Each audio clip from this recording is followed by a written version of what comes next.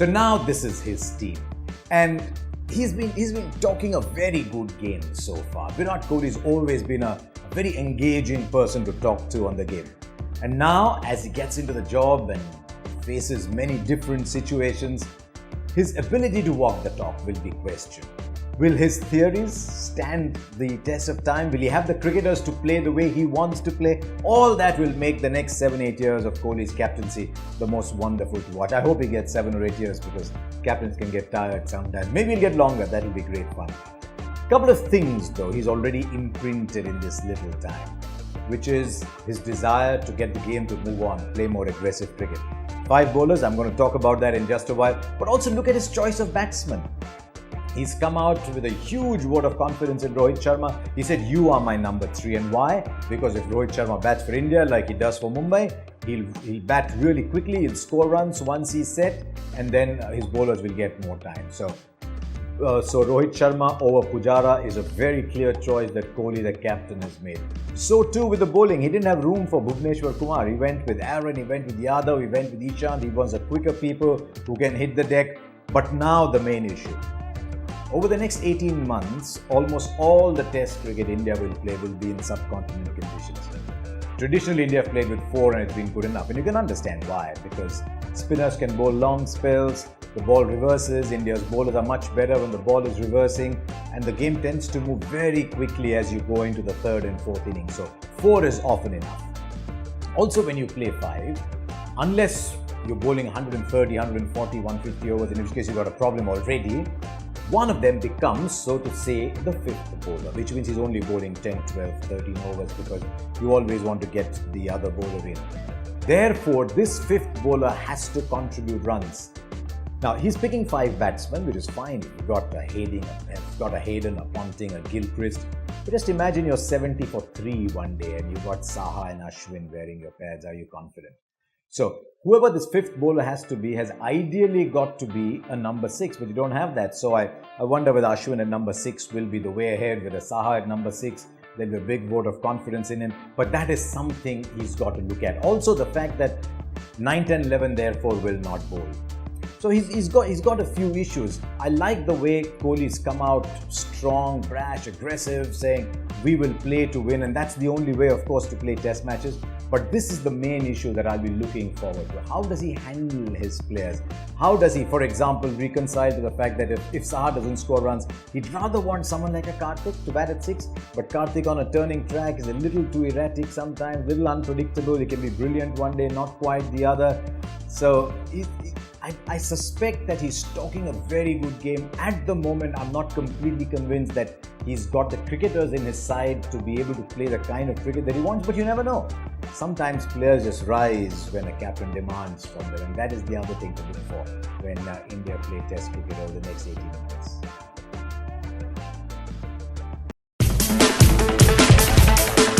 So India versus Bangladesh, one-off test match, and yet it's the start of the Virat Kohli era. And he couldn't have asked for better. He's actually led India in a test match in a far more difficult situation. And I was in Adelaide for one of the best test matches I have seen. It was thrilling. Not only did he play like a leader, he captained like a leader as well. And it was wonderful to watch Virat Kohli there. Now the team becomes his on a long-term basis. And he'll be able to start to mold his team, get them to be who they want, who he wants them to be. But it's also a great opportunity phase for Indian cricket. Kohli said all the right things. He's talked about wanting to create a bond within the players. He wants to build deep relationships within the players. He wants to play aggressive cricket. And he's got a team that has the makings of coming together and is still fairly experienced. They may not have played a lot of test match cricket. There's Rohit Sharma, there's Cheteshwar Pujara, there's Ajinkya Rahane, Murali Vijay. They've all got good 5, 6, in some cases 10 years ahead of them. So that is what I'll be looking forward to seeing in Bangladesh. How do they play for each other? How good are they playing together? I'd like to see how he handles 2 players, because I think there are 2 special players. We all talk about Kohli, we talk about Rahane, Murali Vijay has had a good career, Shikhar Dhawan's blown hot, blown cold. But there are 2 players who I think in contrasting styles could do very well for Indian cricket. One is Cheteshwar Pujara. I know he struggled in England, he struggled in Australia.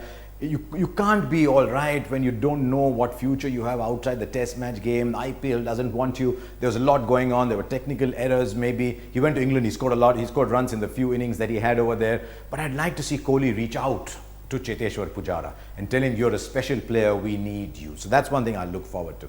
The other is Rohit Sharma. I've been critical and everyone knows that. I even get hate tweets sometimes about that. But I got the impression during this year's IPL that he was changing as a person.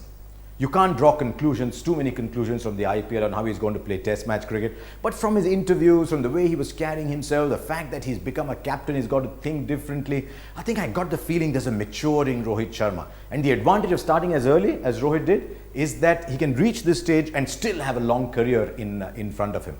I just think he's more settled in life now. Sometimes what you do off the field determines how successful you become on the field. So I'm going to look for how Virat Kohli reaches out to Pujara, who's one kind of player, and Rohit Sharma, who's one kind of player. And then he's got a different challenge. He's got Harbhajan Singh back in the side. He's got Ashwin, who's bowled very well in subcontinent conditions, actually bowled well in Australia too. And he's got Harbhajan Singh, who's got a point to prove. He bowled beautifully in the IPL. You can't draw IPL conclusions, we say that all the time, but when someone's got 400 test wickets, you only see how he's bowling. So that's what I'll be looking forward to from the Indian point of view. Also, will they play Umesh Yadav, Varun Aaron and try and attack Bangladesh with pace? That's what I'd expect Kohli's style to be. So watch this series to get some pointers on where Virat Kohli is going. So it might seem a one-off test match, India versus Bangladesh, but there's little more to look at. I have long believed that there is a cricketer and there is a person, and the two are very strongly interrelated. You grow as a person, you grow as a cricketer. You stagnate as a person, you do daft things on a cricket ground. I've known Virat Kohli for a while. I can't say I know the young man very well, but I followed his career very closely from the time when people used to say, oh, Virat, oh. That was the RCB days when he came straight from being captain of India under 19. And everyone said, oh, the guy with the tattoos, he's brash. To see Virat Kohli's development as a batsman has been absolutely fantastic to see. That is one of the reasons you cover cricket, because you see these young talents bloom, flower and become stars. But to see Virat Kohli growing as a person, I detected in the midst of his finest innings I have seen, I detected a sense of calm. We talk about being in the zone, maybe he was in there, but there's a sense of calm about him. You spoke to him afterwards, he's very measured. And I just think that the evolution of Virat Kohli, the cricketer, is linked to the evolution of Virat Kohli as a person. He's willing to laugh at himself, he's willing to look at a different picture, he's willing to be self-deprecating. This 25, 26-year-old is not the 19-year-old who came for RCB. That man could have been on the path to self-destruct.